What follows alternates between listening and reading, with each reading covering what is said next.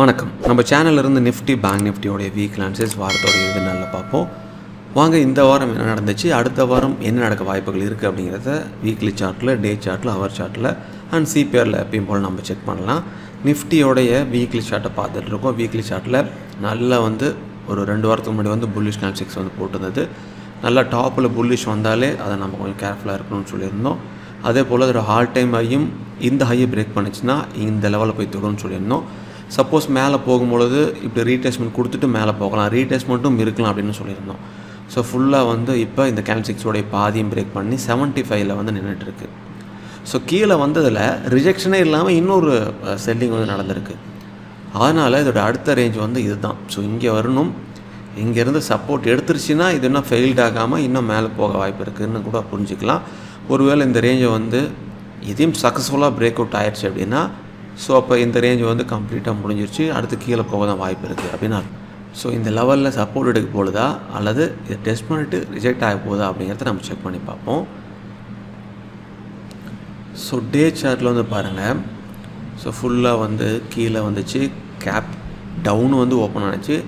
Gap down வந்தாலும் மேலே high இவ்வளோ வரைக்கும் போயிட்டு மறுபடியும் கீழே செல்லிங்லேயே முடிஞ்சிருக்கு. அப்படின்னா செல்லிங் தான் இருக்குது அப்படிங்கிறத சொல்லுது.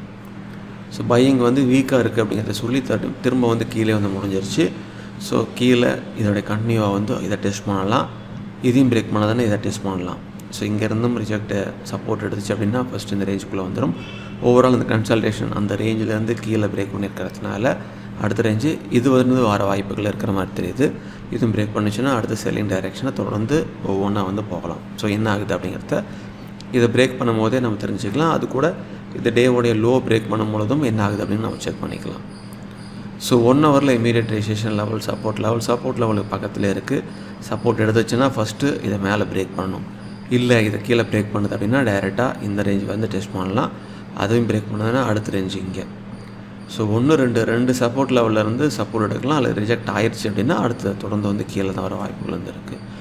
ஸோ டைரெக்டாக இங்கேருந்து சப்போர்ட் எடுக்குதுன்னா இந்த ரேஞ்சு அடுத்த ரெசிஸ்டன்ஸ் லெவலு.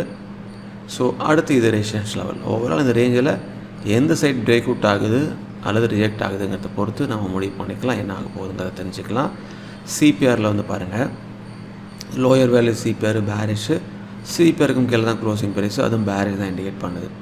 சிபிஆருக்கு மேலே ஓப்பன் ஆகுதா கீழே ஓப்பன் ஆகுதான்னு செக் பண்ணணும். கீழே ஓப்பன் ஆகிட்டு ரிஜெக்ட் ஆனிச்சுன்னா S1, S1 கீழே பிரேக் பண்ணுதுன்னா S2. இது S1லேருந்து சப்போர்ட் எடுக்குதுன்னா சிபிஆர் வரைக்கும் திரும்ப மேலே போகும். சிபிஆருக்கு மேலே ஓப்பன் ஆனிச்சுன்னா பை பண்ண வேண்டாம், டைரெக்டாக அது S1 வரைக்கும் R1 வரைக்கும் போகட்டும். R1லேருந்து சப்போர்ட் எடுத்துச்சுன்னா R2, R1 ரிஜெக்ட் ஆகுதுன்னா திரும்ப சிபிஆருக்குள்ளே வந்துடலாம். R1 ரிஜெக்ட் ஆகுதுன்னா திரும்ப S1 வரைக்கும் வந்துடலாம். ஸோ இதுதான் ரூலு. ஸோ செல்லிங் கன்னியூ ஆகிறதுக்கு உண்டான வாய்ப்புகளாக இந்த ரேஞ்சஸ் எல்லாமே சுட்டி காட்டிகிட்டு இருக்குது. சிபிஆர்லேயும் லோயர் வேல்யூ சிபிஆர் வந்துட்டுருக்கு. ஸோ அதனால் சிபிஆர் கீழே கேண்டில்ஸ் ஓப்பன் ஆகுதான்னு செக் பண்ணி பார்ப்போம். அது கூட சேர்ந்து உங்களோட ரிசர்ச்சும் பண்ணிங்க, எல்லா வீடியோவும் பாருங்கள், பார்த்துட்டு உங்களோட சொந்த முடிச்சு ட்ரேட் பண்ணுங்கள். மீண்டும் உங்களை பேங்க் நிஃப்டியில் சந்திக்கிறேன். மிக்க நன்றி.